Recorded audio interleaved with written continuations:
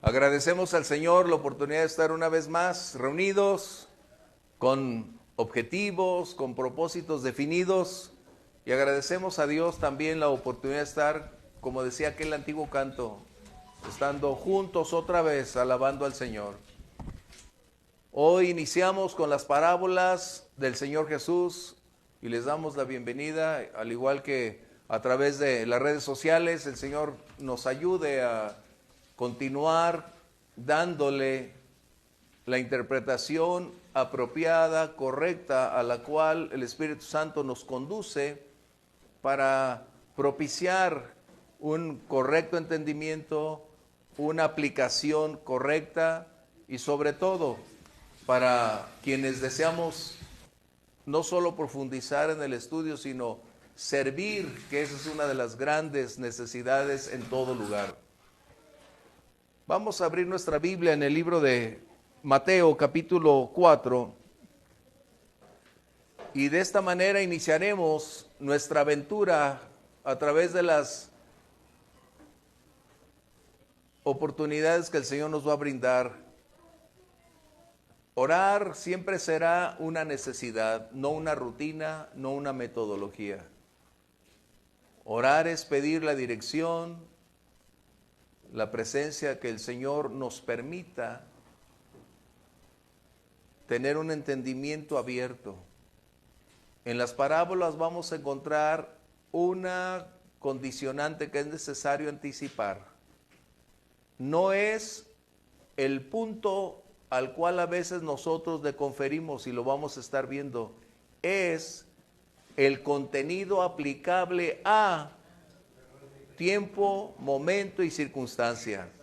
Así que vamos a orar y pedir a Dios dirección, que alguno de ustedes nos lleve delante del Señor en oración, por favor, con voz fuerte. Padre, te damos gracias por la oportunidad que nos das de estar nuevamente. Sí, Señor. Padre, queremos poner delante de ti, Dios, este tiempo, para que sea un tiempo que dé fruto. Gracias, mi Sea una Dios. semilla sembrada, Dios, para que pueda producir. Así es. Padre, ponemos delante de ti, Dios, todos los que estamos aquí, los que Sí, están Señor. en camino y los que nos ven desde Sí, casa. mi Dios. Abre nuestro entendimiento, abre nuestra mente, Dios, para que todo caiga en tierra fértil, Dios.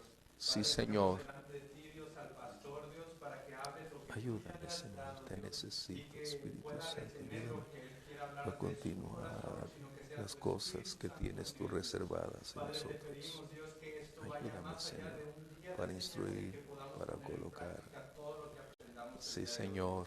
Te damos gracias en el nombre Sí, de Señor. Jesús. Amén. Amén. Amén.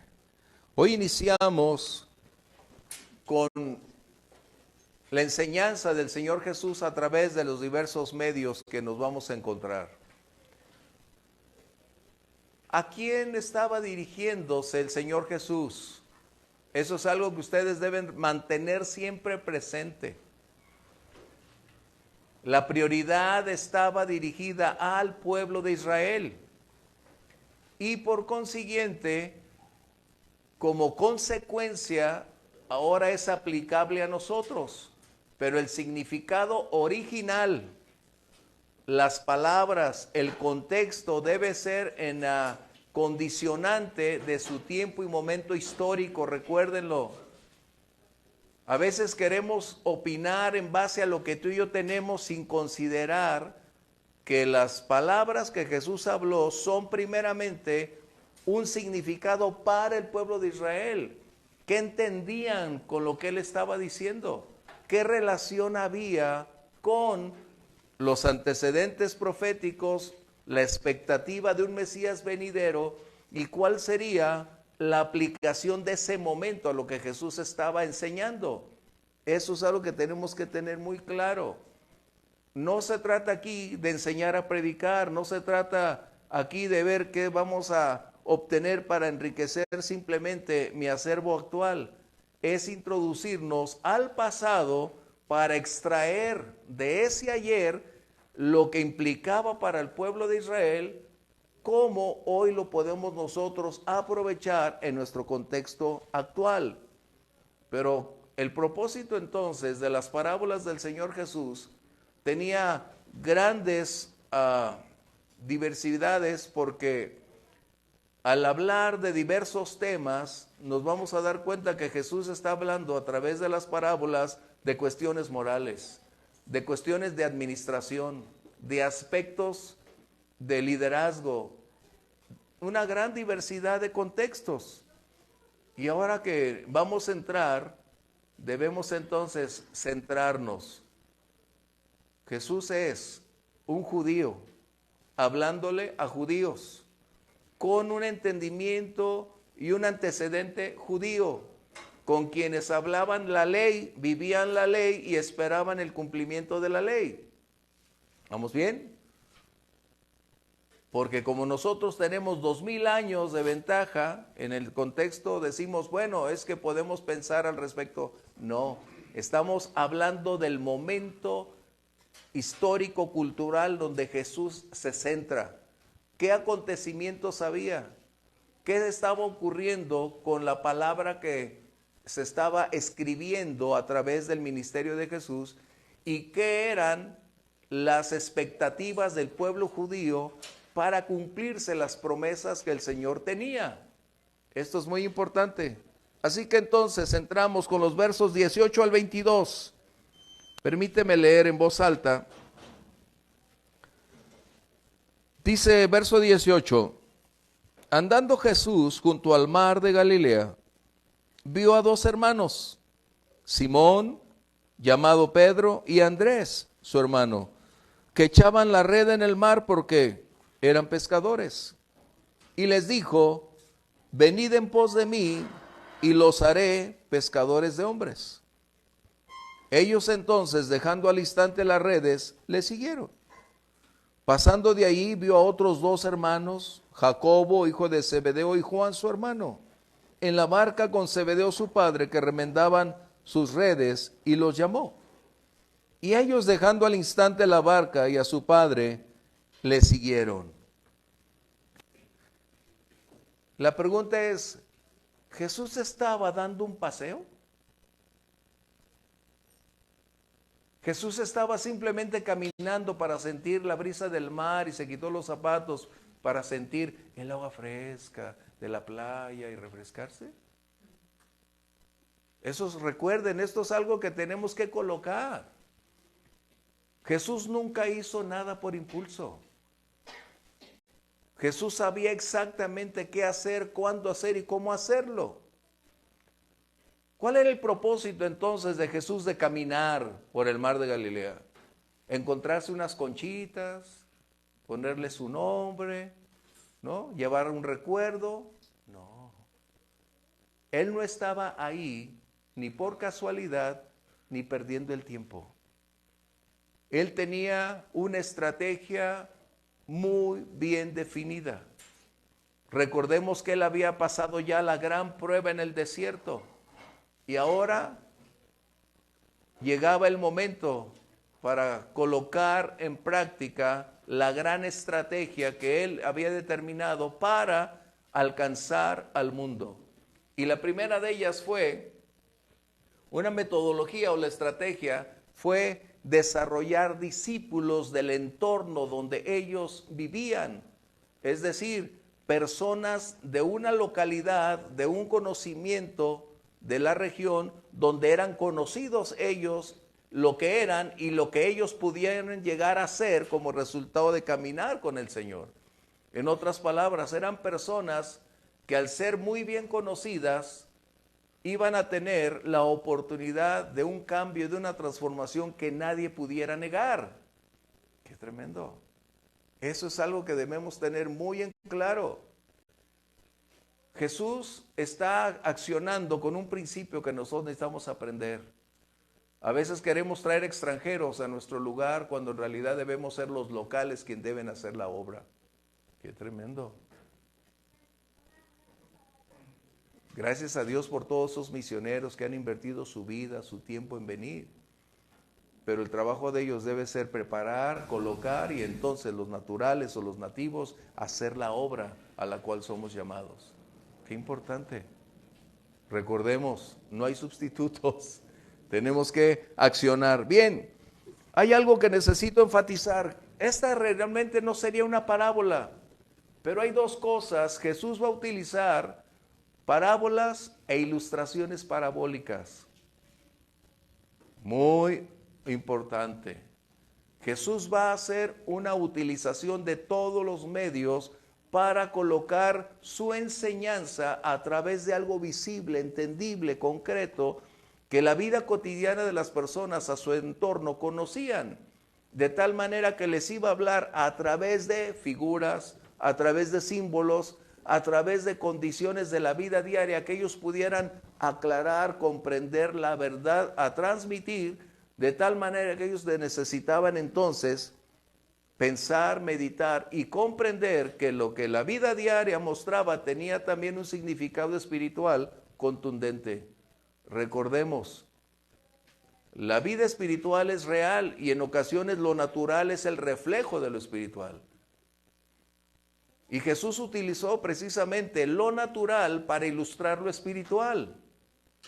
Porque de otra manera, los que no pueden o no tenían el Espíritu en su vida, ¿cómo comprender una verdad espiritual? Era a través de una relación de objetos, de circunstancias, que ellos pudieran entonces darse cuenta lo que Jesús estaba enseñando. Qué importante. Comentarios, recuerden, es muy importante sus comentarios. Estamos iniciando. Sí. Los pescadores, bueno, apóstoles lo siguieron enseguida porque ya habían escuchado de él. ¿Sí sabían quién era o no sabían quién era en ese momento? Es buena pregunta. Reuniendo los 4 evangelios te darás cuenta que hay intervalos de tiempo. En este caso, Mateo no está colocando los antecedentes, sino darle la continuidad al evento que nos interesa. ¿Por qué? Porque el propósito de Mateo no es hablar del tiempo de los discípulos, sino el tiempo del Señor Jesús entrando en el ministerio. Recuerden, Mateo no está escribiéndole a un pueblo no judío. El propósito de Mateo es hablarle al pueblo judío. Es por eso que todo este entorno debemos entenderlo. Marcos no, Marcos le habla a cualquier tipo de personas. Lucas de igual manera hace una apertura para que todo aquel que tenga hambre y sed pueda venir. Pero Mateo es muy claro al respecto. Juan de igual manera está hablándole al pueblo judío para sintetizar lo que está aconteciendo. Ok, ¿cómo pudiéramos colocar estas condiciones? Recuerden, Jesús está hablando de 2 aspectos muy importantes. Las parábolas es un símil de una realidad espiritual a través de una instrucción, de una enseñanza de lo algo físico, natural. Y vamos a encontrar cuando habla el sembrador, cuando habla de la mies, él tiene una gran cantidad de aspectos. Y otro, hablamos de la ilustración parabólica. Él está hablando ahora de los peces, de los pescadores, como va a hablar después de lo que hace que los panes se inflen. ¿Qué es eso? De la levadura. Él va a utilizar muchos aspectos de esta naturaleza, pero también hay un rasgo muy específico. Los milagros no solamente fueron hechos para un significado literal. La gran mayoría de los milagros tienen también un trasfondo espiritual que lo vamos a estar observando, porque es importante. Esto nos va a permitir ampliar nuestro espectro de la capacidad intelectual, como la revelación del Espíritu Santo, el por qué Jesús hizo muchas cosas. ¿Cómo las hizo? ¿Por qué las hizo? ¿Para qué las hizo? Eso es lo que vamos a entender. Aquí tenemos un gran conflicto. Algunos pensaríamos en iniciar el estudio de las parábolas por un orden cronológico, pero no tenemos el orden cronológico. Prácticamente toda la enseñanza del Señor Jesús fue a través de parábolas. 3 años de sumar parábolas, no sé en dónde nos lo tendríamos. Es muy clara la escritura cuando dice sin parábolas no les hablaba. aunque utilizaba otro medio a los suyos con mayor claridad para comunicar algo que era diferente. Pero las parábolas entonces, ¿cómo pudiéramos llevarlas de una manera sistemática que nos pudieran ir dando la oportunidad de conocer, crecer y entender qué estaba sucediendo? Todas las parábolas que el Señor Jesús la pudiéramos agrupar en diferentes renglones acorde a lo que Él habló. Pero para un mejor estudio de lo que nosotros estamos pretendiendo hacer, sería en un orden secuencial, es decir, en la manera en cómo se han registrado en los 4 evangelios. Porque de esta manera nos va a permitir ir en una condicionante mirando Mateo o abriendo una ventana en Lucas o en Juan y hablar el mismo idioma en el contexto. ¿Por qué? Porque en ocasiones los 4 están viendo la misma parábola, pero desde diferente ángulo y están agregando o aportando algo que enriquece o define o le da dirección a lo que esa parábola declara. No son contradicciones. Es verlas desde la perspectiva donde están parados y de esa manera colocar las cosas. Es como cuando tú y yo estamos mirando al horizonte, pero si alguien está más lejos de ti, puede tener otra perspectiva del mismo horizonte cuando es el mismo. Y esa es la verdad que tenemos. ¿Sí? Comentarios. Bien, ¿qué sucede? El Señor Jesús, sin lugar a dudas, tuvo una gran característica: su relación con todo tipo de personas debido a el oficio que él tenía, era carpintero. Y esto le permitía entender la problemática social de su entorno, como también las circunstancias políticas, religiosas que se estaban generando en su entorno porque él las vivía. Su familia no estaba exenta de experimentar este tipo de circunstancias. ¿Qué sucede entonces? A veces pensamos que la Biblia no nos dice qué sucedió con Jesús cuando tenía los 12 años en adelante. Esenios y otra gran cantidad de doctrinas o grupos hacen de Jesús un iniciado por creer que después de los 12 años ya no existe una declaración bíblica de dónde estaba, qué hizo o cómo es que se formó. Pues esos 30 años que estuvo él en el anonimato, hablando desde la perspectiva bíblica, ¿por qué no emerge Jesús? ¿Por qué no emerge Jesús antes de sus 30 años? ¿Cuál es la razón? Adelante, Grimaldo. Porque según los estatutos o las leyes, todo sacerdote debería tener 30 años para poder iniciar el ministerio. Excelente. Ese es un punto que debemos conservar, lo que acaba de aportar Grimaldo. No tuviera ninguna oportunidad ni el Señor Jesús, ni el Bautista, ni ningún otro que estuviera dispuesto a servir al Señor, a menos que no cumpliera lo establecido por la ley, que debería tener mínimo 30 años de edad. Wow. No vamos a decir, ¿por qué usaba el pelo largo? No, pero debemos entender que era parte de su llamado.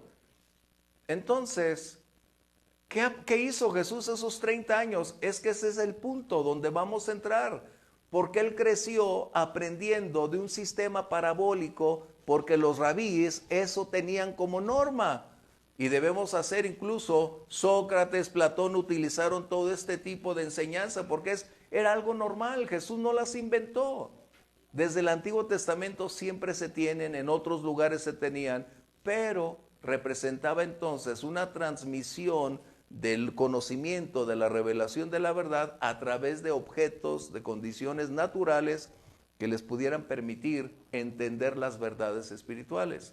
Así que Jesús, después de los 12 años, está en relación, en sujeción con sus padres, pero a la vez en un entorno que le permitiría palpar de más de cerca la necesidad, la sensibilidad de toda persona. Mira, vamos a ver Lucas capítulo 2, versos 49 al 52, por favor.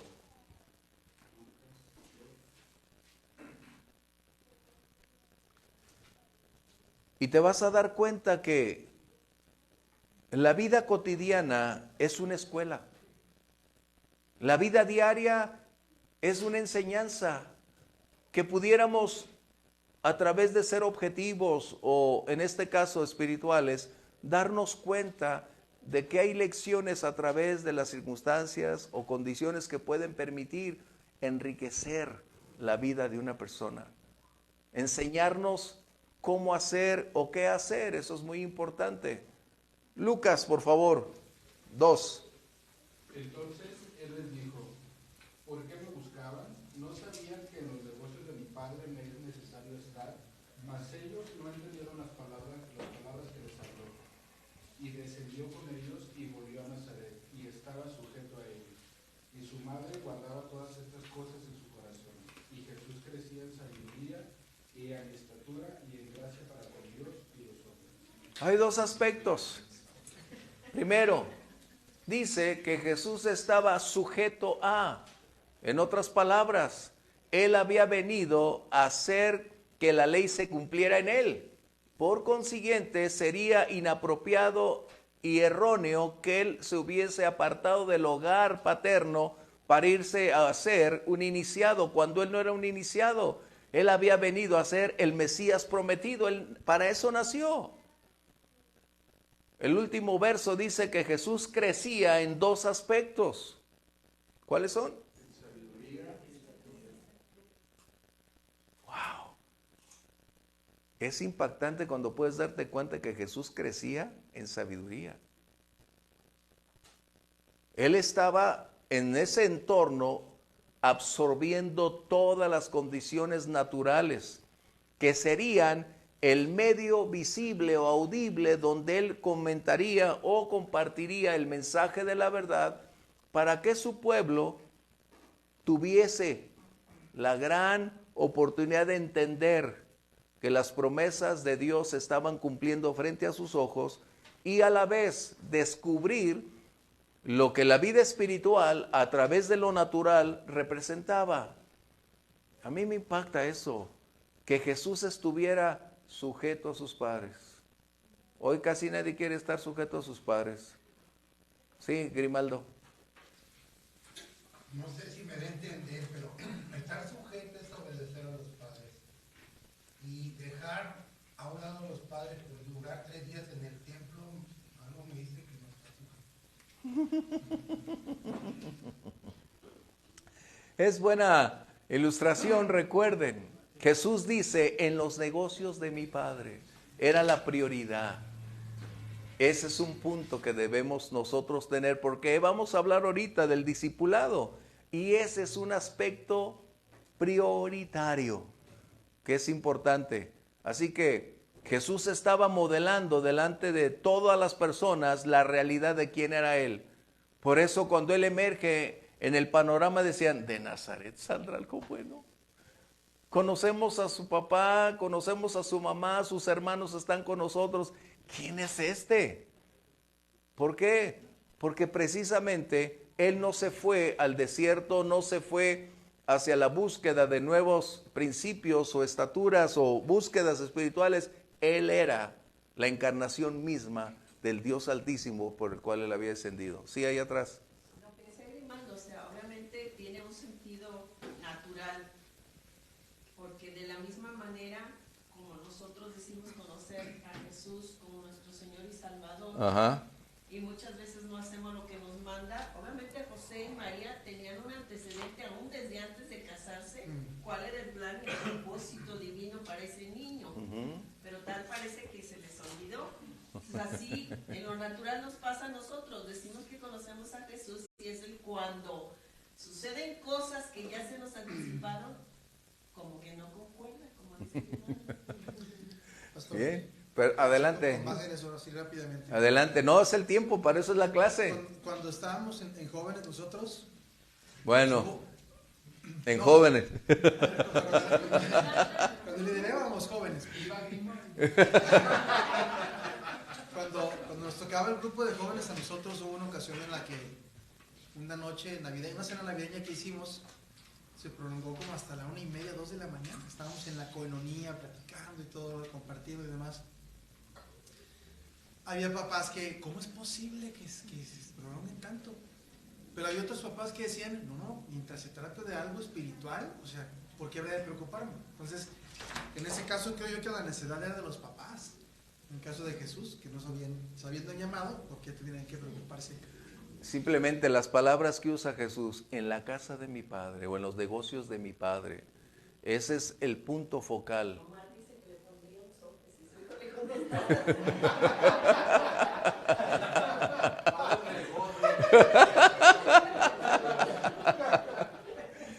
Era obvio, recuerden, quien batalló para aceptar a María y ser un caballero, y ser un modelo, a José le fue difícil, hasta que por revelación entendió que esa condición era única y especial, con un propósito divino al cual, y yo admiro a José sinceramente, porque él aceptó voluntariamente continuar con una situación que fue una vergüenza. Y ustedes van a encontrar constantemente, hablando de Jesús, de María, la gente siempre habla de más.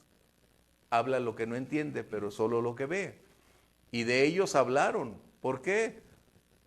Porque aún sin estar casados, María ya estaba embarazada. Así que para José había representado un enorme conflicto, pero el Señor le dijo, mira, tranquilo José, lo que tú estás enfrentando es algo que nunca nadie lo va a volver a experimentar. Y a ti te he confiado el más grande tesoro. Porque sí, Ramoncita. Bueno, no sé si aplique pero haciendo una analogía medio rara. Ayer Audrey y la hermana Gloria y yo tuvimos un tiempo, ahora sí, en los negocios de nuestro padre. Excelente. Y para mí de veras fue una tarde maravillosa. Pero ahorita en la clase, yo no sé los otros hermanos, pero de verdad es un gozo, es un deleite estar En los negocios del Padre. En las cosas de tu Padre, ¿no? Qué excelente. Entonces, pues ahí está la analogía, ¿no? Así es. De cómo viene. ¿Por 3 días? Grimaldo le pone pero.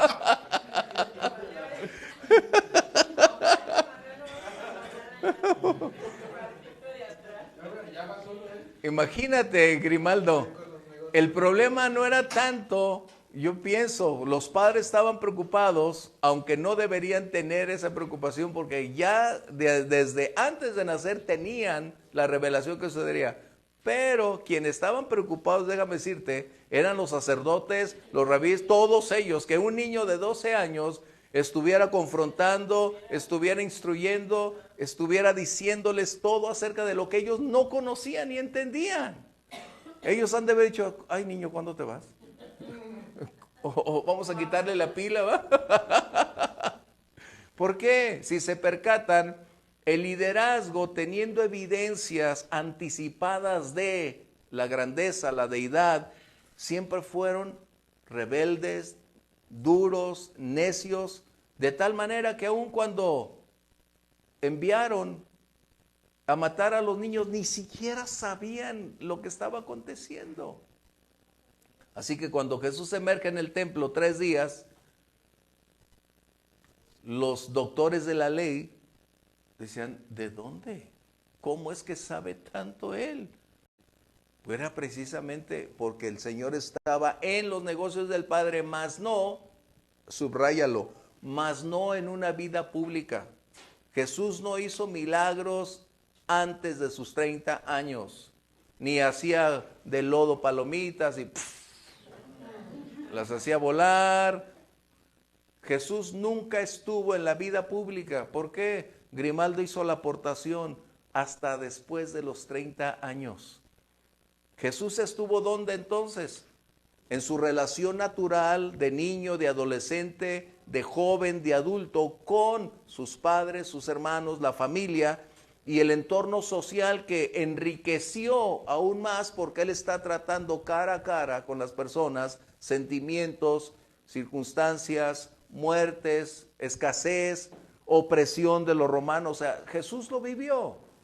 Esta manera, entonces, es la metodología que él va a utilizar para comunicar la verdad que él vino a enmarcar, a mostrar, a modelar, y las personas a su alrededor entonces comprenderían a través de ilustraciones parabólicas, a través de parábolas, a través de figuras, lo que él estaba comunicando. Bien, entonces nos damos cuenta, Jesús estaba junto al mar, no de paseo, no fue a tomarse un baño de sol. Él fue específicamente a encontrar a quienes serían su equipo de trabajo. Recuerden, el Señor sabe dónde encontrar a quien Él sabe que va a decirle sí, y sabe que no es una persona perfecta, pero son personas ocupadas y accionando, trabajando, viviendo en la vida social y siendo productivos. Qué importante. ¿Tú te has preguntado si el Señor sabe qué dirías si Él te dijera, ven aquí? ¿Tú sabes qué diría? ¿Tú crees que Él no sabe qué dirías? Yo siempre dije, no, Señor. Él sabía. Pero como el profeta mencionó, fuiste más fuerte que yo, Señor. Tu amor me conquistó. Tu amor cambió todo lo que yo tenía. Y hoy, como decía Ramoncita, es un placer estar ahí. Qué importante. Así que entonces, la pregunta es, ¿por qué eligió a estos hombres? La Biblia no nos menciona porque esa es una decisión soberana. Pero sí podemos entonces extraer lo que Jesús estaba diciendo a través de una ilustración parabólica. ¿Cuál sería la misión que Jesús iba a realizar? ¿De qué se trataba la misión? De salvar, de ganar, de atraer las almas. ¿Por qué? Porque era necesario que conocieran la verdad. Jesús estaría, y él lo sabía, después de emerger en el panorama público, tendría 3 años y unos cuantos meses para cumplir su obra. ¿Y qué haría? Propiciar entonces, atraer a quienes él consideraría ser idóneos para hacer la obra a la cual él los había llamado. Cuando él va y les dice, síganme, qué importante, esto me agrada. Los pescadores tienen algo muy distinto de los otros trabajos. Los pescadores son hombres, y hay mujeres también ahora, pero en ese tiempo ellos eran personas que habían desarrollado un alto grado de esfuerzo, de entrega. No había la tecnología que hoy se tiene. Era brazo, era pulmón, era sudor, era fuerza, eran desvelos. No había hoy, ¿dónde está el banco de peces que bajan las cuestiones tecnológicas? No había. Ellos habían aprendido qué hacer y cómo hacerlo. Habían desarrollado un alto grado de entrega por la pasión que tenían por la pesca. Y esto los había convertido en hombres más duros, más intensos, donde estaba forjándose su carácter. Las tormentas que enfrentaron los había llevado a un desarrollo superior a otros en ese contexto, porque ellos estaban enfrentando cara a cara el vivir o el morir. Era obvio, pero había otra cosa muy importante. Los pescadores desarrollaron la capacidad de aprender a trabajar en conjunto. Fíjate bien. La mayoría trabaja solos. En la obra del Señor no puede haber llaneros solitarios. No puede haber home office. No puede haber. Ese es un punto que tú y yo tenemos que colocar muy claro. Jesús estaba, cuando Él hace su aparición y hace el llamado, ya estaba ilustrando de antemano qué es lo que sería y cómo sería. Estos pescadores aprendieran a trabajar en grupo, a aceptarse tal y como eran, a reconocer que su carácter era distinto, pero a la vez se consideraban necesarios unos para otros para trabajar de esa manera. Pero había otro aspecto. Aprendieron a trabajar con un objetivo en común. Eso es importante. Es importante aprender a trabajar grupalmente, pero es más importante aprender a trabajar por un objetivo en común. ¿Y cuál era ese objetivo? La pesca a la cual Jesús los estaba llamando. No había ahí fama, prioridades, colocar a las personas en un pedestal. No, ahí todos trabajaban por igual. Todo su trabajo representaba la misma condición, pero tenían dos cosas que sobresalían. Aprendieron a trabajar en grupo, que eso es, tú te vas a dar cuenta, el Nuevo Testamento vas a encontrar que todos estaban mínimo dos, porque eso era algo que Jesús iba a utilizar posteriormente cuando los iba a enviar de dos en dos, cuando iba a empezar a hacer el grupo de sus discípulos. Esto era importante. ¿Qué sucede entonces? Jesús determina de una manera soberana su llamado. En otras palabras, no era la habilidad o el talento natural, pero había condiciones que pudieran aprovecharse para el desarrollo de la misión que esos hombres se les iba a asignar después de la muerte del Señor Jesús. Mientras tanto, ese llamado representaba entonces la única oportunidad o la oportunidad de por vida que alguien estuviera esperando para caminar y servir con el Señor. Ellos tenían con claridad quién era Él. No lo siguieron simplemente porque les cayó bien. Ellos habían entendido en su trasfondo anterior que Jesús es el Mesías al cual ellos estaban esperando.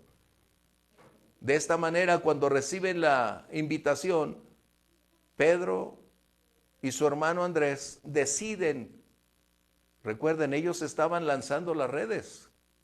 Qué tremendo, ¿no? Simón en hebreo es Simeón o Shimón en hebreo, Simeón, y en griego significa piedra. Recordarán, eso es Pedro. Y Andrés en griego significa varonil. Qué tremendo, ¿no? Y tú puedes ver los significados de los apóstoles y te vas a dar cuenta que hay algo muy interesante. ¿Qué sucede? Cuando Jesús llama, ellos entienden que ahora va a cambiar su vida, su circunstancia, y habrá una responsabilidad para cumplir. Pero aquí hay un cambio que Jesús realiza. En la antigüedad, los discípulos elegían a qué rabí querían servir. Y aquí Jesús entra de una manera distinta y Él elige a quien Él quiere. Como me eligió a mí, como te eligió a ti. Es muy distinto. Él empieza a romper todos los moldes porque Él venía a cumplir la ley, mas no a perpetuar la ley. Él no vino a darle la continuidad por una eternidad, porque la ley va a estar en los cielos, pero ya la gracia está sobre y con nosotros. ¿Comentarios? Adelante, Grimaldo. Cuando, según el Mateo, Ajá. llama a los dos hermanos, sean dos hermanos, dos pares de hermanos. Sí. Y más adelante dice que iba predicando en el Evangelio, en las sinagogas, sanando enfermos, dolencias. Su fama se extendió por todos lados. Ya te nos fuiste muy lejos. Diversas y todo. Sí, pero quiero llegar a esto. Sí. ¿Nada más eran los 4 apóstoles? No. Este es el proceso de elección. Recuerda, estamos hablando hoy de las parábolas. Pero eso va en un proceso. En este momento eran los 4 que tenemos. Adelante, Omar. Yo nada más por la temporalidad. Yo me imagino que Jesús ya era famoso, ¿no? O sea, yo creo que ya lo conocían en un momento dado. O sea, ya había pasado lo de Juan el Bautista, que lo muestra y que dice él es el Mesías. Entonces, Así es. Que ya... Esa es la razón por la cual empezamos con Juan el Bautista. Exacto, adelante. No, o sea, ya me imagino que no lo siguieron así por nomás. O sea, ya yo me imagino que ya tenía fama por los de Juan, los discípulos de Juan. Así es. De hecho, Andrés había estado cerca del Bautista.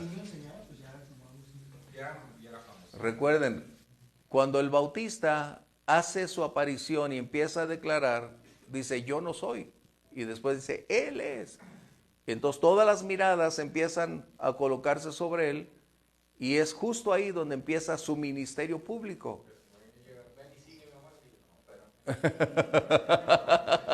sin embargo, yo creo que desde niños, si un niño estaba enseñando a los grandes rabís, ya a partir de ahí, pues, ¿quién es este chamaco, no? Y empieza a agarrar cierta forma. Pero todo el mundo se dio cuenta de eso. Sí, claro, es un evento muy particular. Pues. Ahora recuerden, no era una ciudad de 6 millones, 8 millones como la nuestra.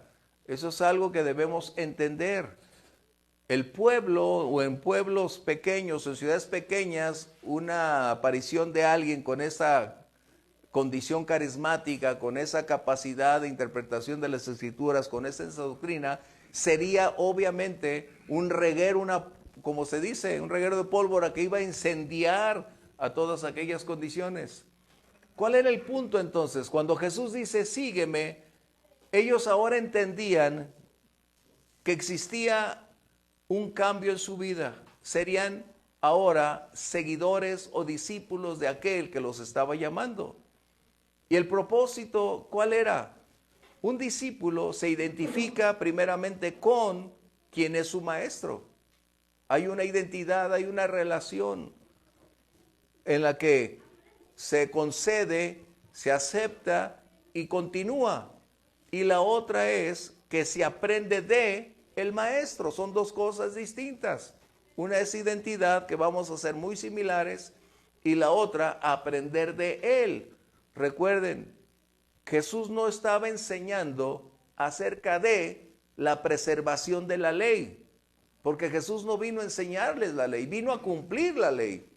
Vamos a ver eso, Lucas 22, 37. Y mientras lo encontramos, Jesús no estaba hablando de una rebelión, no estaba enseñando una doctrina diversa, pero el propósito de Jesús no era volver a ser religiosos a sus discípulos. Él vino a traer libertad, recuerden. Pero era imprescindible cumplir todas las exigencias que la ley declaraba. Por favor, Lucas 22, 37. Porque os digo que es necesario que se cumpla todavía en mí aquello que está escrito. Y fue contado con los inicuos, porque lo que está escrito de mí tiene cumplimiento. Wow. Dice una, vuélvelo a leer, por favor, Lore. Porque os digo que es necesario que se cumpla todavía en mí aquello que está escrito. Primero, es necesario, no, es imprescindible, es inevitable que tenga que llegar al punto en que todo lo escrito cientos de años atrás se cumpla. Lo siguiente, por favor. Y fue contado con los inicuos, porque lo que está escrito de mí tiene cumplimiento. Esa era la parte fundamental. Jesús no vino a propiciar que la ley en sus discípulos se convirtiera en la norma, en el dogma. Jesús vino a modelar delante de ellos lo que representaba cumplir, establecer la ley, pero a la vez mostrarles lo que sería el amor, la gracia, el perdón, el cumplir la ley y qué es lo que vendría después de anunciar en Jesús la libertad y el perdón de pecados sin observar la ley como Moisés había instituido. Qué importante. Si se fijan, Jesús siempre dijo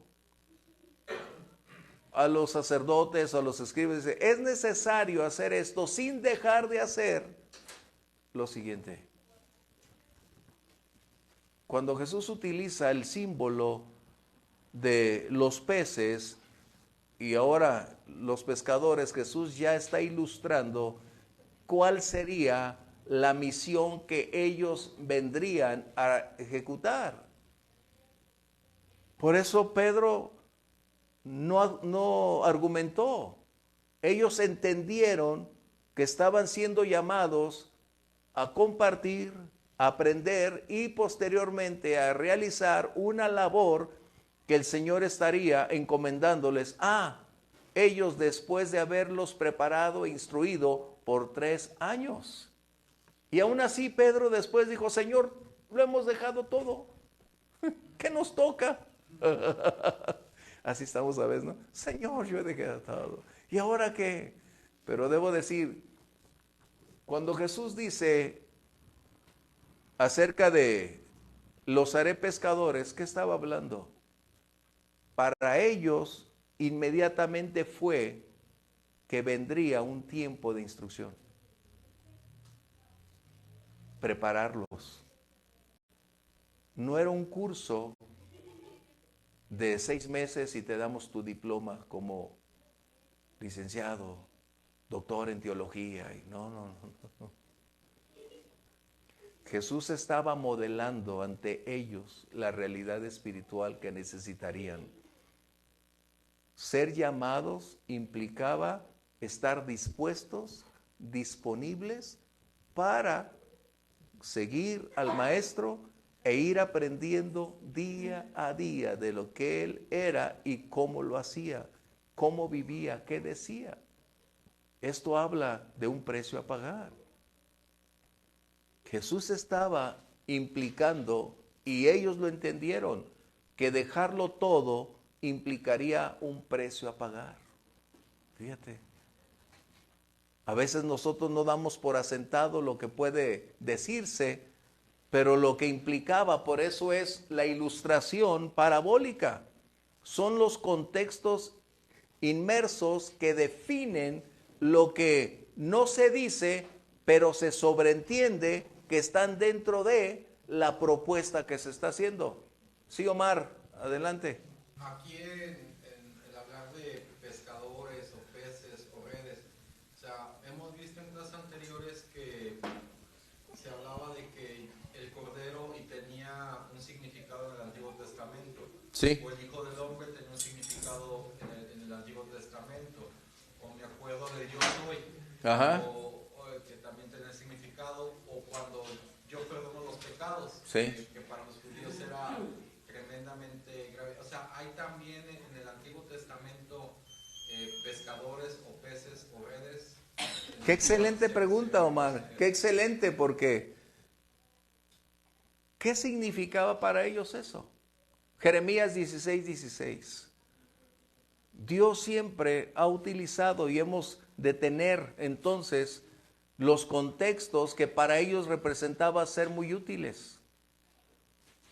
Jesús siempre vino a hablar la palabra, vino a mostrar la verdad absoluta y a través de las Escrituras revelaría su esencia, su naturaleza, propósito y la misión a la cual había llegado. El texto que vamos a leer habla acerca de la rebeldía del pueblo para llevarlos al exilio debido a su negligencia.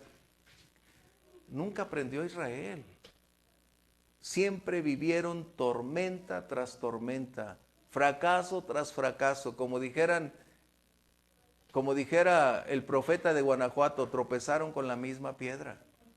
Todo el tiempo, ¿no? Nunca aprendieron.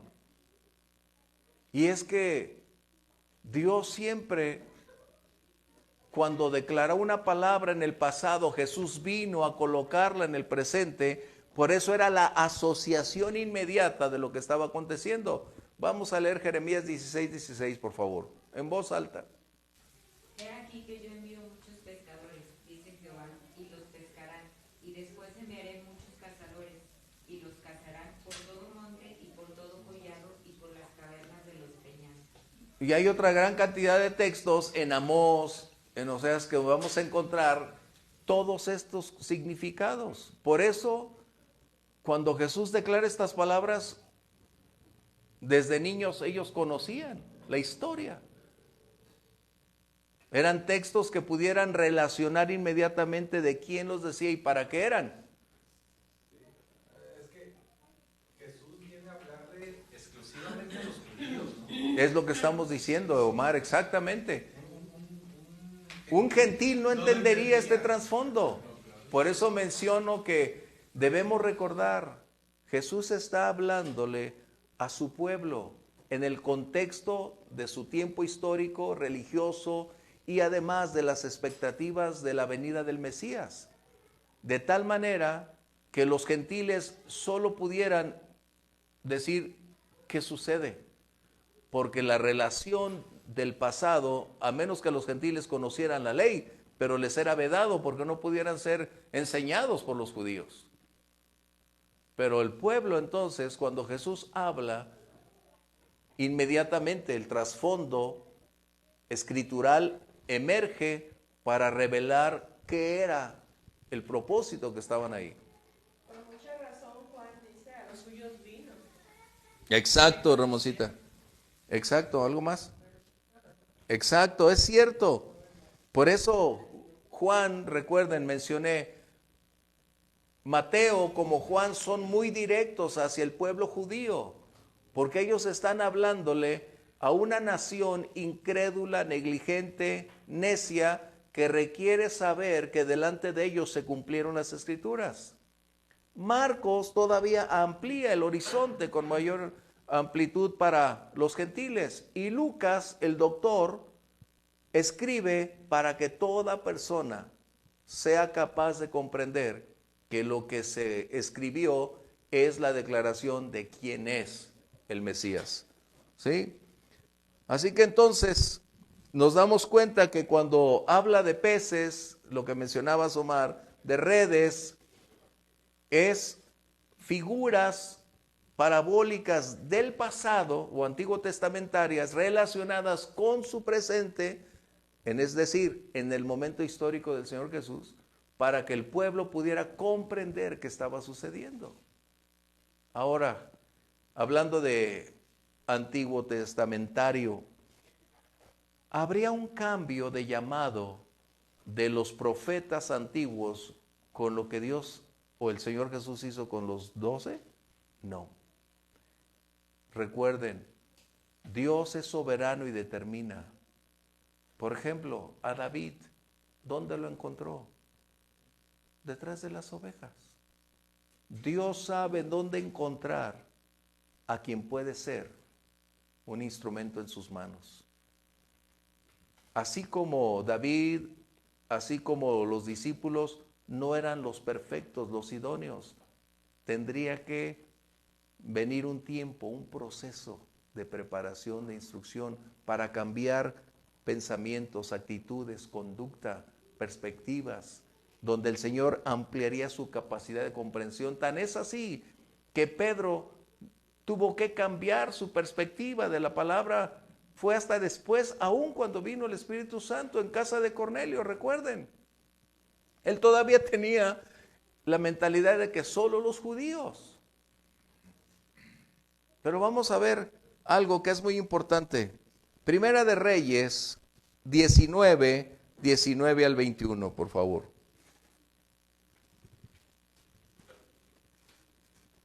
Dios es el mismo. Y Dios siempre hace su llamado. Recuerden, todos somos llamados a servir. Eso es algo que necesitamos puntualizar, porque a veces decimos, no, Dios a mí no me ha llamado. Todo creyente es llamado a realizar una función.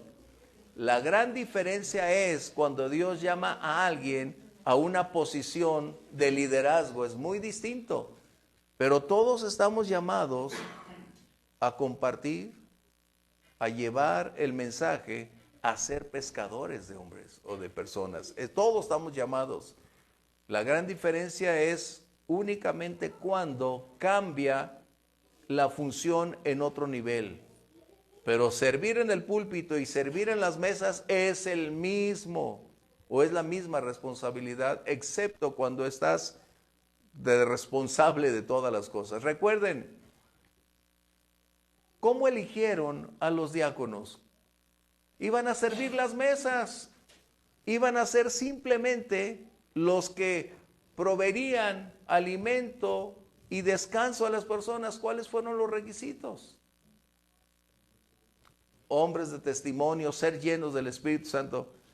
Nos quedan grandes, ¿no? ¡Qué tremendo! Por eso, ¡qué tremendo! ¿Por qué? Porque Dios es el mismo en todo tiempo y Él equipa a quien va a llevar al servicio. ¿Por qué nos elige a ti y a mí? ¿Porque tenemos la más amplia capacidad? No. ¿Porque tenemos un carisma? No. Porque Él sabe que tenemos la disposición de ser moldeados para lo que Él quiere. Tú y yo tenemos una función distinta en el cuerpo del Señor, pero todos somos necesarios en el servicio. Somos llamados todos a servir de diversa manera, pero todos estamos en el servicio, ¿sí?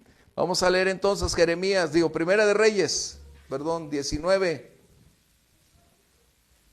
Partiendo él de allí, halló a Eliseo de Safat, que araba con 12 yuntas delante de sí, y él tenía la última. Y pasando Elías por delante de él, echó sobre él su manto.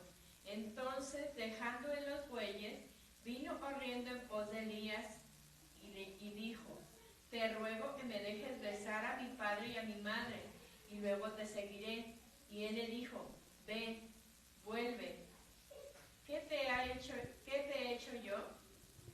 Y se volvió y tomó un par de bueyes y los mató, y con el arado de los bueyes coció la carne. El precio. La dio al pueblo para que comiesen. Después se levantó y fue tras Elías y le servía. Dios, a través de Eliseo, cuando dice colocó su manto, estaba haciendo ese llamado para que él fuera el sucesor, es decir, un profeta de ese calibre, de ese nivel, que después lo vemos a otras alturas. ¿Qué estaba haciendo? Leyendo, dando la vuelta abajo de un árbol. No, estaba trabajando. Eso debemos reiterar. Dios nunca utiliza personas flojas, ociosos. Siempre va a utilizar a quienes tienen vidas ocupadas, vidas en servicio. ¿Por qué? Porque de otra manera premiaría la holgazanería. Qué tremendo. Por eso dice la Biblia: el que no trabaje, que no coma. Pablo amonesta a la iglesia, dice, porque ahí andan algunos que no trabajan, que andan de casa en casa, de balcón en balcón. ¿Ah? Dice, no, es importante entonces. ¿Qué sucede? Eliseo entendió el mensaje. Él dijo: a mí me estás colocando este llamado, no soy digno de estar ahí. ¿Qué hizo? Entendió que había un precio que pagar. Déjame ir primero a despedirme de mi padre. Y le dice Elías: ¿qué tengo yo contigo? Pero inmediatamente, ¿qué hizo? Las yuntas las puso, colocó a los bueyes, los puso en sacrificio y ofrendó al pueblo y dijo: este era antes yo, un jornalero que servía en los campos. A partir de hoy hay una nueva dirección que Dios me ha llamado a ser un profeta. ¡Wow! ¡Qué tremendo! Sí, Pablo. ¿Será entonces que es lo mismo que quería Jesús que hiciera el hombre rico? Que los bienes que tenía los diera y siguiera al maestro. ¿Y el Eliseo está haciendo algo similar? Bueno, La diferencia, Pablo, en esa aportación es que conocía a Jesús lo que había dentro del corazón de este joven, que era rico, amaba más la riqueza. Él había cumplido la ley. Él desde niño llevaba una vida, pero había elementos que le impedían ser lo que pudiera llegar a alcanzar. Así que Jesús le dice, ¿quieres caminar en la senda? No estaba imponiéndole, porque de otra manera entenderíamos que ser pobre es ganar el cielo. Lo que Jesús estaba probando era precisamente su disposición para caminar con él sin el peso de las cosas que estaban ahí. ¿Ok? Qué diferente. Y acá, con Elías, cuando le propone a Eliseo, él entiende que el precio a pagar es alto, pero está dispuesto a hacerlo para agradar a Dios. Sí, Omar. Ahora, tiene que el cumplimiento, ¿no?, de todas las profecías, porque, bueno, el que sí me hace hechos, porque ya lo vimos. Pero Ananías y Caifás eran los sumos sacerdotes. Sí. O sea, era más fácil que llegara Cristo, convenciera a Caifás Y Ananías y cambiaba, porque era en el Sanedrín, ¿no? Y ya cambiaba Ajá. todo, pero no iba a haber el cumplimiento de todas las profecías, pues. Ese es un aspecto que es vital. Y la otra era establecer que el reino que él venía a colocar estaría diametralmente opuesto a la ley. O como el muchacho, ¿verdad? ¿Sí? El hombre rico tenía, volvemos al orgullo y a la soberbia. Así del es. judío. O sea, yo cumplo todas las cosas. Sí, desde niño dice, lo he hecho. Sí, y le dice, no, es que eso no me sirve a mí. No. Deja eso y sígueme. Exactamente, ese es el punto. Y es ahí donde entendemos entonces lo que hace el llamado. Recuerden, el llamado es similar antes y después. La figura central del llamado es Dios. Elige a quien Él desea y no es, reitero, talentos o capacidades. Es lo que Él puede hacer con quien se dispone a pagar el precio para que sea lo que Dios quiere hacer. En el Nuevo Testamento tenemos ya ilustraciones que el apóstol Pablo concibe como resultado de conocer el Antiguo Testamento, la diversidad de etapas en que Dios trabaja, y conociendo al profeta Jeremías, Pablo escribe que estamos en Romanos, o más adelante, que estamos en las manos del alfarero, porque es la única manera de poder ser lo que Dios quiere que seamos para un uso específico. Por eso dice que en la casa hay vasos de honra, deshonra, diferentes tipos de vasos. Y nosotros somos quienes, al darle al Señor el barro, Él hará del barro una vasija de un valor, de un precio y de un servicio específico. Sí, Grimaldo. A ver, vamos por parte. El Señor hace el llamado y escoge a los hombres que Él se propuso que cumplieran una misión. Pero no hay que olvidar y hay que tomar en cuenta. Fueron hombres llamados con poder de parte de Dios que fracasaron. ¿Sí? Eso no lo hemos tomado en cuenta ni lo hemos dicho. Hay hombres que Dios los llamó a hacer una especificación de mostrar el poder de Dios sobre el pueblo, a ser libertadores, y se dejaron llevar por muchas cosas y la pasión.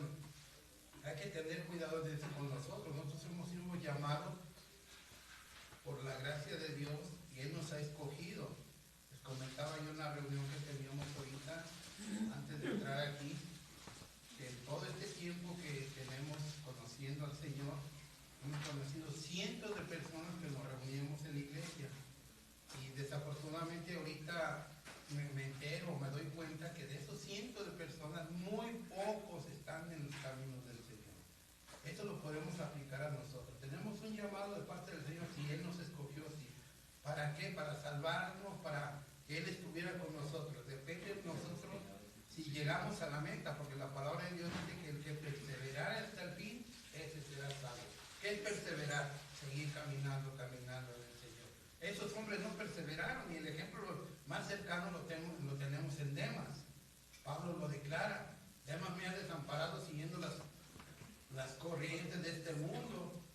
Y hermanos, las pasiones que nos llegan a nosotros son de este mundo, y los intereses de este mundo nos pueden apartar de las cosas de Dios. Es una buena oportunidad, hay que tener cuidado, porque nosotros tenemos la libertad. Recuerden, el llamado no significa inmunidad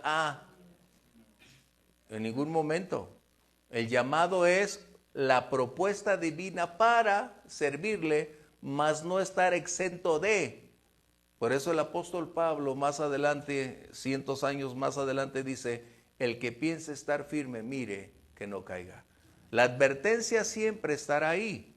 O sea, en otras palabras, el llamado no te hace una persona inmune a la tentación, a la enfermedad, a las circunstancias del entorno. Por el contrario, mientras más tienes un llamado, más tentado y más circunstancias están ahí. Pero el llamado, ¿qué hará? Dios te proveerá los recursos, la fortaleza para que tú puedas decir: en la gracia me sostengo. Por eso el apóstol Pablo dice: porque cuando soy débil, entonces soy fuerte. Porque cuando somos más vulnerables, la gracia nos sostiene. Cuando somos más propensos al declive, la gracia nos da la fuerza que necesitamos. Bien, así que entonces el llamado tiene un costo, recuerden. Los discípulos lo entendieron, recuerdan dónde estamos parados. Estamos hablando de lo que Jesús habló acerca de pescados y pescadores. Por lo tanto, la ilustración parabólica y las palabras que Jesús dijo para los dos hermanos y después a los otros dos, a Jacobo y a Juan, no les resultó en un conflicto, porque ellos entendían lo que involucraría dar un paso y estuvieron dispuestos a hacerlo. Eso es muy importante. Por eso el Señor siempre habló que el discipulado lleva un precio a pagar. Vamos a ver dos cosas. Mateo 16:24 y otro que tenga Deuteronomio 5:33. Y es que cuando eres llamado, tú y yo somos llamados, hay un cambio que a veces es imperceptible y no nos damos cuenta, pero el orden de prioridades es revertido. Las prioridades ya no van a girar en torno a lo que nos habíamos estado manejando. Ahora es acorde a los intereses del reino, acorde a la voluntad de Dios y en relación con la misión a la cual somos llamados. ¡Qué tremendo! Por eso Eliseo dijo: deja que vaya primero y me despida, ¿no? Vamos a ver Mateo, por favor. Entonces Jesús dijo a sus discípulos: si alguno quiere venir en pos de mí, niéguese a sí mismo y tome su cruz y sígame. Ese es un precio a pagar. Y es muy difícil. Pero cuando el Señor te equipa, a ti y a mí nos ha estado equipando, porque ya no somos lo que éramos, ya no vivimos como antes lo hacíamos. Él nos ha estado llevando paso a paso en ese proceso, porque nos está perfilando acorde a la figura que Él tiene ya preparada. Tú y yo tenemos solo el cuadro actual.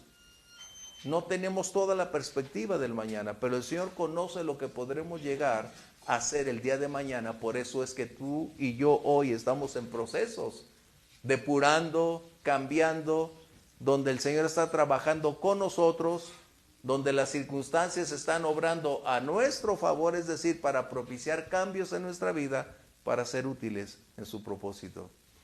El siguiente, Deuteronomio 5:33.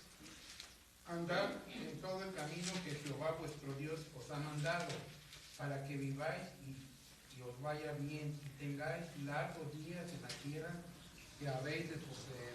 Wow. Este es el punto. El Señor siempre está hablando de que pone Él delante de nosotros el camino de la vida o la muerte, la bendición o la maldición. Y depende de nosotros qué elección tendremos, porque vamos a definir nuestro presente y nuestro mañana acorde a nuestra obediencia o nuestro rechazo. Por eso, el libre albedrío es un enorme conflicto. Dios nunca nos va a forzar a hacer algo que no estás dispuesto a hacer. Y déjame establecerlo claramente. Dios nunca forza ni forzará a nadie a hacer lo que no quiere. Lo que vamos a hacer es pagar un precio por no hacer las cosas que debemos hacer. Es decir, hay consecuencias de nuestra negligencia. Ananías y Zafira tuvieron una consecuencia de su negligencia. Pero Dios no los forzó a vender o a dar. Recuerden, fue su decisión. Qué tremendo, ¿no? Por eso ves cuando decimos, es que Dios me trajo. No, Dios no te trajo. Tú decidiste venir por la propuesta que Dios te hizo. Por eso dice la Biblia que Dios produce en nosotros el querer como el hacer. ¿Por qué? Porque si Dios te forzara a hacer algo, tú no tendrías ninguna culpa, no serías responsable de ninguna condición o consecuencia, porque es Dios quien lo está haciendo. Pero cuando te da la libertad, es cuando tú decides hacer que las cosas funcionen o que actúen en contra nuestra. Qué tremendo.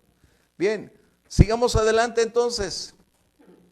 Dice aquí en Mateo, regresando, permíteme regresarme un segundito, y dice que después de que soltaron las redes, Pedro y Andrés, vio a otros dos hermanos.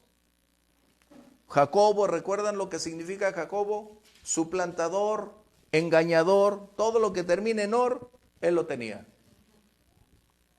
Jacobo, hijo de Zebedeo, y Juan, su hermano, estaban en la barca, Zebedeo su padre, que remendaban sus redes, y los llamó. Ellos, dejando al instante la barca y su padre, lo siguieron. Dejando a su padre.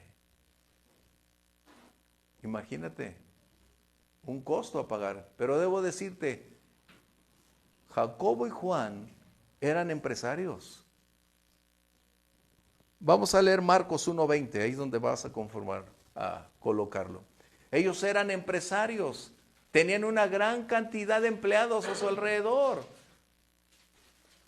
Probablemente Pedro y Andrés eran pescadores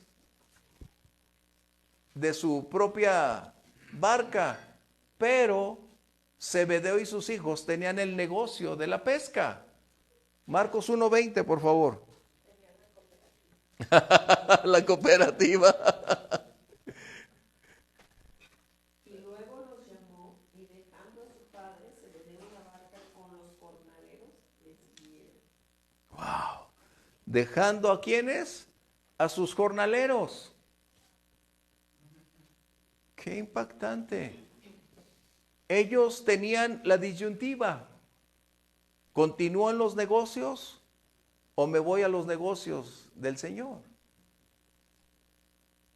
Pero ese llamado para ellos era importante y decidieron pagar el precio.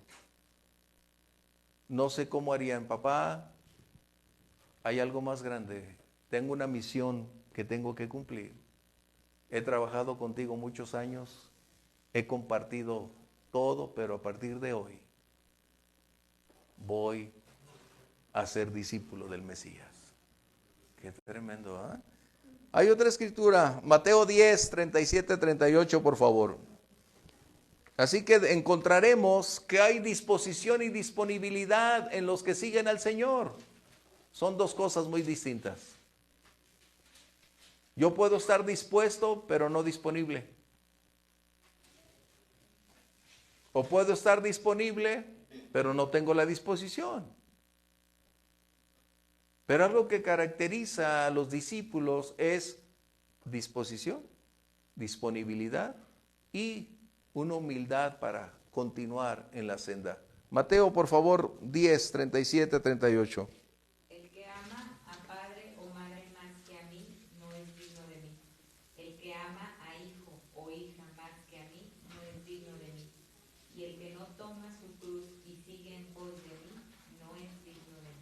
Jesús no estaba hablando de rechazar la familia, estaba hablando del orden de prioridades que conlleva seguir a Jesús.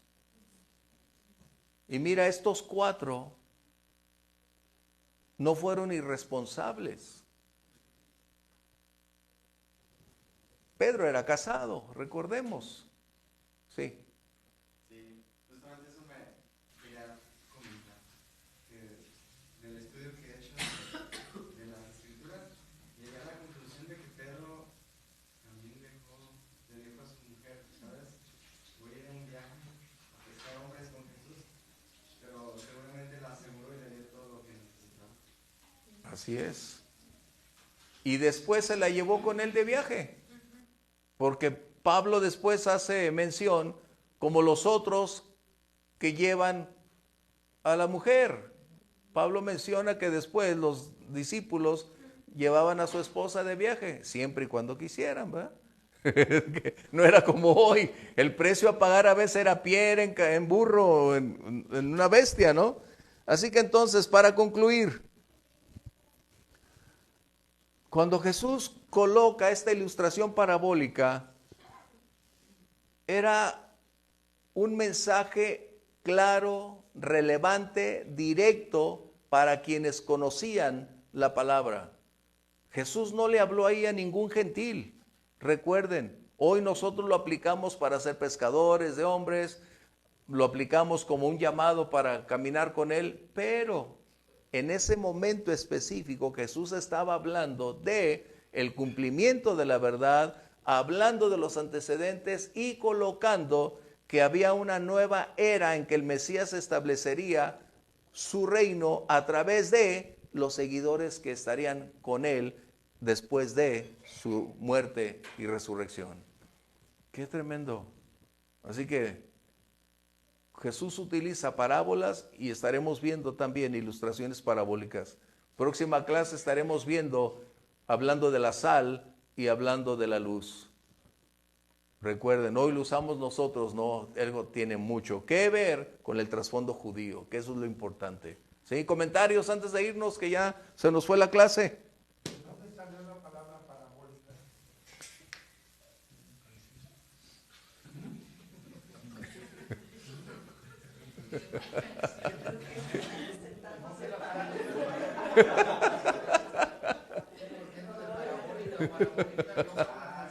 No, es el contexto que hoy le damos, pero lo que está hablando es de esa ilustración en que la parábola entra, ¿sí, Omar?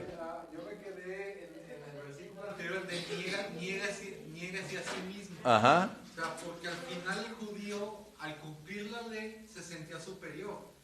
Y el cumplimiento de la ley, o sea, lo difícil de entender para un gentil es que Cristo viene a cumplir la ley y en Él se termina la ley. Así es. ¿Sí? Entonces, esa es la dificultad que tiene el gentil en un momento dado. Por eso, cuando dice, niégate a ti mismo, es como, niega la ley. O sea, en un momento, y sígueme, y deja todo y sígueme. ¿Por qué? Porque al final estás hablando con el Mesías, estás hablando con Dios, el Dios encarnado. Y es como decirte, ¿por qué si estoy yo aquí, por qué vas a cumplir la ley? ¿O de qué te vas a gloriar en un momento dado? Porque la ley, dice Romanos 10:4, Jesús es el cumplimiento de la ley. Él estaba diciendo, cumpliré la ley y posteriormente, después de la ley, ya no hay más. En otras palabras, hemos dicho que la ley tiene subdivisiones en relación con la ley ceremonial, la ley moral y la ley civil. Jesús cumplió en ambos, pero todavía nosotros estamos, cuando decimos bajo la ley, en cumplir la ley civil y la ley moral, no la ceremonial, porque ya se cumplió en él. De esta manera nosotros estamos en libertad. Por eso Jesús estaba mencionando, Él es el camino, la verdad y la vida. Todo judío tiene que aceptar a Jesús como el Mesías si es que quiere ir al cielo. Ni la ley, ni la liturgia, nada lo va a salvar. ¿Por qué? Porque sería entonces incongruente que Dios enviara a morir a su Hijo para salvar si realmente la ley pudiera hacerlo. ¡Qué tremendo! Y ya se menciona camino en Deuteronomio. Exacto. Y ya también viene diciendo, yo soy el camino. camino, entonces se vuelve otra vez. Exacto, ese es el complemento, es por eso que el antiguo y el nuevo se funden en uno. ¿Por qué? Porque es la expresión verbal declarada de la voluntad de Dios. En otras palabras, no encontramos ningún error en el antiguo ni en el nuevo. No hay una contradicción, no hay una contraposición en lo absoluto. ¿Por qué? Es la misma línea. Un libro escrito a través de siglos, con diversos personajes, en diversos lenguajes y en diversas etapas y años se escribieron los libros. ¿Cómo puede ser que en 2000 años de escrita la palabra en el antiguo como en el nuevo nunca hay un error? ¿Por qué? Porque es la mente de Dios la que está ahí actuando, permitiéndole a cada individuo utilizar su manera de pensar, su trasfondo, su capacidad para plasmar el pensamiento de Dios. Por eso tú vas a ver, Job escribe de una manera, Lucas de otra manera, encuentras a Pablo con una alta capacidad de expresión que es difícil. Hasta el mismo Pedro dice, ay, yo no sé cómo hace Pablo. Tan difíciles sus epístolas. ¿Por qué? Porque el pensamiento de Pedro no era similar a la preparación académica de Pablo. Pero Dios le permitió en esta posición académica expresar, colocar la verdad bíblica que el mismo Pedro también escribió. Qué tremendo. Acorde a el antecedente y la capacidad. En otras palabras, lo que tú y yo nos preparamos, lo que tú y yo hacemos son un antecedente para lo que Dios puede hacer a través de lo que le podemos dar. Es importante. Wow. Vamos a orar, si no nos quedamos ahí. Sí. Gerardo manda saludos a todos, pero ya conoce a Ramoncita y a Grimaldo por nombre. Ah, gracias, hermano Gerardo. Y pide oración por su nieta de 4 añitos que hoy cumple años, pero está enferma. Se llama Ivana Torres Rodríguez. Bueno, vamos a... Gracias. ¿Qué? Que nadie quiere que se acabe. Gracias, hermano Gerardo. Un saludo hasta Monterrey, un abrazo. Señor los bendiga, los guíe. Vamos a orar por esta pequeñita Ivana Torres, que el Señor traiga también salud, y a nuestros hermanos Gerardo, su esposo, su familia, también los consolide cada día en esa verdad bíblica. Por favor, alguno de ustedes ayúdanos. Ven, Ramoncita, vamos a orar para que... Acércate. Acércate, Ramoncita, y aquí cerca con mi micro para orar por Ivana. Amado Padre Celestial, en este momento, Sí, Señor. te estamos, Señor, creyendo tu palabra. Amén. Y también creyendo, Señor, que tú lo único que honras es tu misma palabra, Amén. Padre. Amén. Que no tiene cambio de nada, Padre Santo. Y por eso, Señor, también nosotros hemos aprendido a confiar, Señor, y a creerlo eso en tu Sí, mi palabra, Dios. y confiados y amparados en esta manera de sentir, de Padre. pensar, de creer. Sí, Padre. Dice tu palabra, vengamos y traigamos los enfermos delante de ti, y Señor. ellos sanarán, En Señor. el nombre de Simbólicamente, Jesús, Señor, colocamos ponemos nuestras manos a esta sobre esta pequeñita pequeña, Ivana Padre Santo. Torres. Yo te ruego, mi Dios, que Obra tú en la su vida. sanes, Padre Toca su bendito. cuerpecito. Te lo ruego, Sánalo Señor, en este por la fe tiempo que de nosotros cumpleaños. tenemos y la fe que Sí, tienen sus Padre. abuelos, Sí, Padre Señor. Celestial. Pero más que nada, porque Padre, tu palabra te lo dice, honramos, Señor, te que todo lo bendecimos. pidiéramos al Padre conforme tú Padre, lo veas, en el Padre nombre de Santo, Jesús. tú lo harás, mi Señor. Sí, Señor. Te lo ruego en el nombre de Jesús, Padre. Sé propicio a esta Amén, bebé. En el nombre de amén. Jesús. Amén. Dios los bendiga y estaremos en contacto. Próxima clase. Bendiciones.